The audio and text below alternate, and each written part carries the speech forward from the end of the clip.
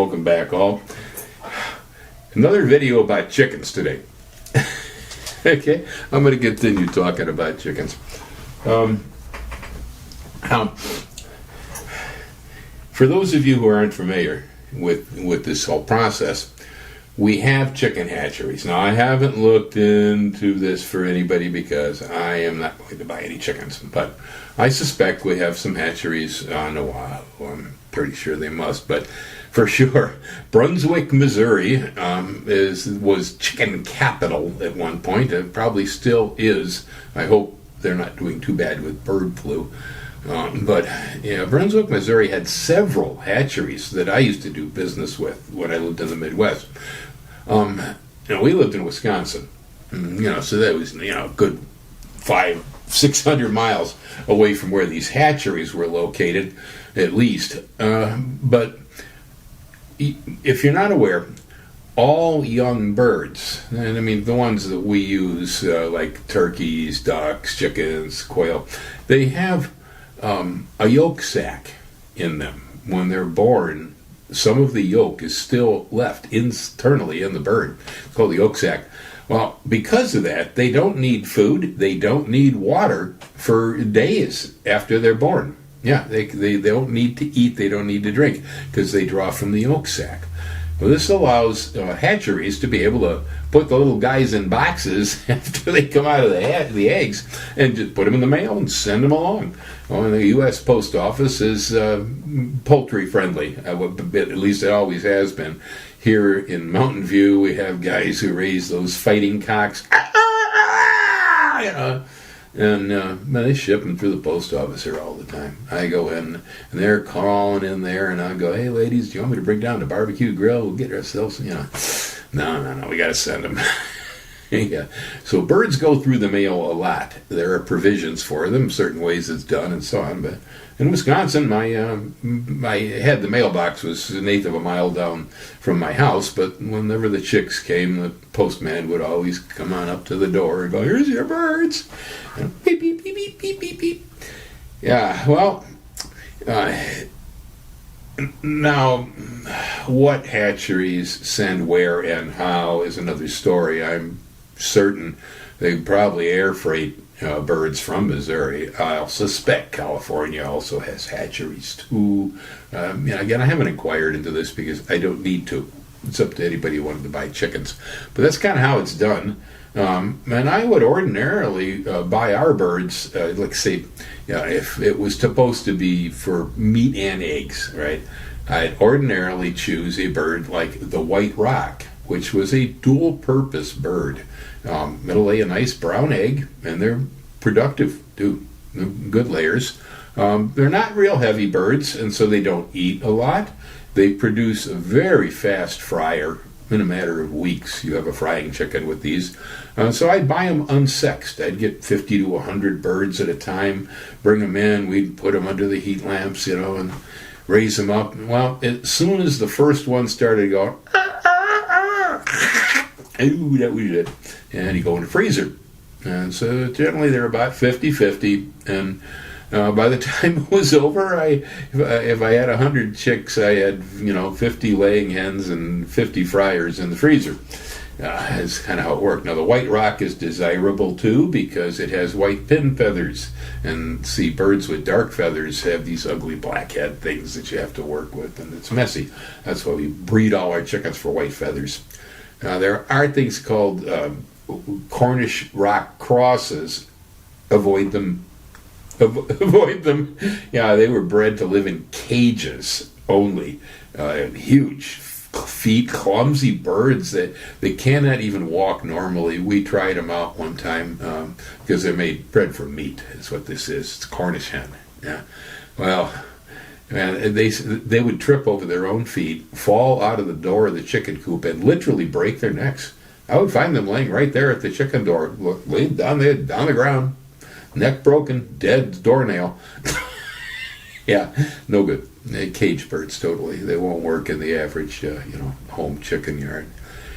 Now you have all sorts of other old-fashioned chickens. Let's just say the white rock is nothing new, but you have a whole lot of other chickens out there that have been around with us for a long time. Rhode Island Reds are one that I used to raise. That's, again, a nice brown egg layer. It's a good chicken. It's very similar, actually, to a white rock, except for the color of the feathers. They're pretty close birds that way. But, you've got these South American chickens. So they're very interesting because the Oricanas and the Americanas have rewritten history. They used to think that all the chickens came to Americas with Columbus, and that, but it's not true, because the South American chickens have Southeast Asian red jungle fowl in their genetics, and that jungle fowl exists across the islands of Polynesia, and so it means that South America and Polynesia at one point, pre-Columbus, had made contact, and the chickens and sweet potatoes are the proof, and it appears to have been about 500 years ago. This is the way it looks. I guess they can calculate by the drifting in the genetics of the sweet potato how long ago it came here. Well, the chicken says the same thing, and we got those red jungle fowl running all over this island. I had two of them in the garden last night. Yeah. Boom, boom, always popping at them with a pellet gun. They're loose everywhere. But these chickens are distinctly different. Most don't have real big combs on them to start. Kind of smooth-headed chickens. They will lay a variety of different colored eggs. There's tan eggs, greenish eggs, blue eggs, famous for blue eggs. Yeah, they seem to be closer to the wild than our chickens, okay, and pretty smart. Also, fairly strong and reasonably long-lived, although there's a lot of variation in there, and it's not all the same. But I've noticed that the black ones, the black hens, are not only quite long-lived, 10, 15 years even sometimes. They stop laying at about 5 or 6, but they live a long time. They're smart, too. The black hen used to see a shadow on the ground, look up, see a hawk flying overhead, and scream, "Hawk!" And every other bird in that flock would take off and run into the coop. She was my alarm chicken. Yeah, she could tell by the shadows what was going on. Very smart birds. They're nice to have around, and that one in particular, once it stopped laying, used to sit on my shoulder like Captain Hook's carrot. I did not encourage this, okay? It just happened. I said, all right, fine, you can sit on my shoulder. We'd walk around. Anyway, so they're interesting chickens. They're good chickens. They lay pretty well. Odd-colored eggs, a little bit different chickens. They're not quite as noisy is my recollection of them. But then we had all the others, like, silver-laced Wyandottes and Buff Orpingtons and Barred Rocks, and there's a whole lot of different chickens. There's some really fancy ones, the Partridge Cachines and all that, I stayed away from myself most of the really fancy feathered chickens because they get messy in a standard coop setting. And, I always had a few unusual breeds in the mix, but by and large, most of the chickens I raised were destined for laying eggs in the frying pan, and so they were pretty standard. The white rock, that was the big one. Yeah. Chickens are very cold hardy. I find that it's pretty extraordinary. My hens had a insulated building, and no heater, but we had an insulated building that they used, and the temperature occasionally would drop outside to 40 below zero, or even more sometimes, but 40 below was pretty common, and I think 30 to 35 below was every winter, okay, every winter, but 40 below every third winter or something in that order. Yet the birds would survive. If you have enough birds in a small enough enclosure, they will heat themselves. Yeah, they will keep themselves warm. After really severe freezes, occasionally I had a couple of roosters that had the big combs. that they would take frostbite on the comb. It honestly didn't seem to hurt them much. It's just sort of like docking a dog's tail. Yeah, it just turned black and pieces would fall off and they heal up smooth and nice. And I'd have these, bald chickens, bald roosters. Occasionally, that did happen to a few of them. The ones with the biggest, floppiest combs were the most susceptible. Chickens with the smaller combs are less susceptible to this problem. It is the comb that seems to be the chicken's biggest difficulty in keeping blood flowing into it. Well, they will tolerate tremendously low temperatures, provided that the coop that they're in has insulation in it and you have plenty of birds packed in a fairly small building. The chickens don't care how close they're clustered for the most part, as long as there's enough room for every one of them in the evenings. During the day, they like to get out and spread out, so you let them out, But at night, they're really better off when they're pretty tight. So in there you will make perches. You would put the food and the water inside whatever structure you've made to make sure that the birds go there to eat, drink, and lay eggs. So you put nest boxes in. Nest boxes, there are plans for them, and basically we just used plywood and built these boxes that had dividers in them, and we used to put pieces of old cloth, like old blue jean, over the front because the birds like to go in there and kind of be dark, and so they'll duck in past the cloth and sit in there in the dark and lay an egg. And you put something in the bottom, a little straw, so that the eggs, land on the straw and so on. That makes the chickens comfortable. And if you do that, you will probably find almost all your eggs in the nest boxes, the vast majority of them, And of course, this is where you watch out for broody chickens, because when you got chickens that want to sit on eggs and hatch chicks, if you have one like that, it's useful for hatching eggs, but you don't want to get things mixed up. So if you have that broody chicken, you mark every egg that's under that chicken, because other chickens may go into the same box when the other one comes out and lay an egg. And so then you're going to get all these eggs all mixed up, and you don't want that. So you mark the eggs and check that broody chicken every day and pull out any eggs that aren't marked underneath the bird. You'll need to do that. Because you don't want to crack a half-grown chick in the frying pan. It's not pretty. There's so much to say on them, actually, but obviously fertilizer, the fertilizer's unparalleled. It's some of the best. It's rocket fuel for organic fertilizer. It's really, really good stuff. I, as I said before, almost brought chickens in here. Was planning to, and part of my reasoning was as fertilizer production, but since my neighbors took over the project of raising the birds and I get the eggs, I figured that I'm better off just buying my manure dry in the sack from Oregon. So that's what I've been doing.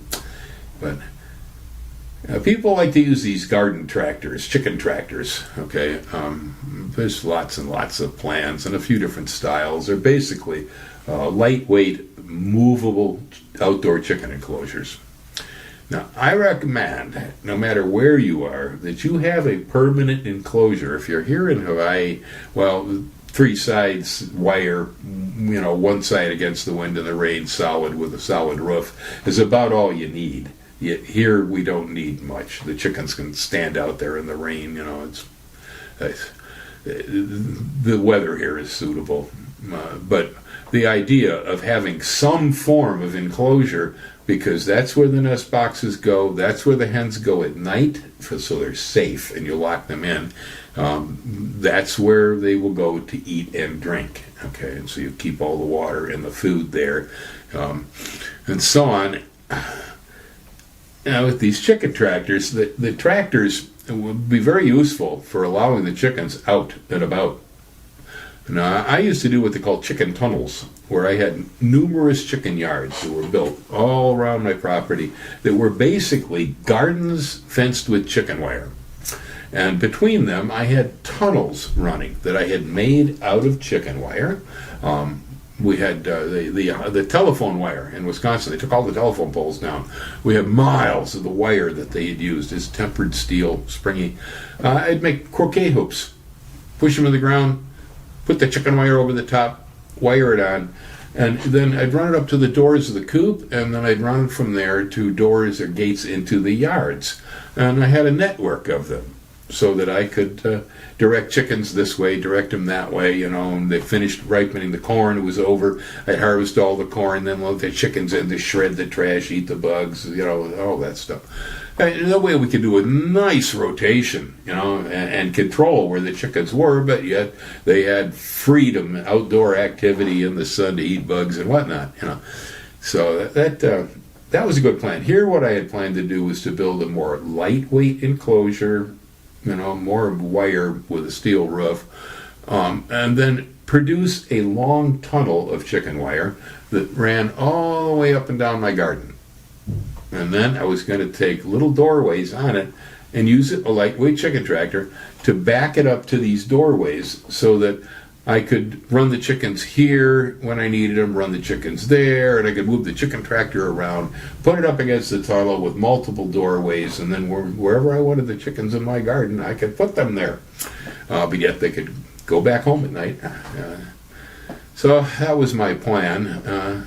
Chances are I'm going to stick with fish. I would stick with fish. Not that chickens are hard. They are not. They are not hard. No. And with the price of eggs these days, and you can expect, oh my goodness, with things that are going to occur due to tariffs and that is kind of crazy, crazy stuff, that food will be getting more and more expensive. Chicken's a great piece of food, man. I mean, we use everything except for the cock-a-doodle-doo. My buddy Alex used to love eating fried chicken hearts. Kentucky Fried Chicken in town made them special for Alex. Chicken livers. If you like liver, well, this is the best type there is, as far as I'm concerned. If you're going to eat it, every piece of that bird. I mean, even the skin when I'm making soup or when you barbecue it and it's crackly. The feathers. My goodness. What do we do with chicken feathers? We can stuff pillows. We can tie flies. We can take politicians, dip them in tar, and roll them in it. Run them out of town on a rail. I could think of a few that could use that treatment right now. Hang loose, everybody. I got more on chickens later. Give me a while to think about it.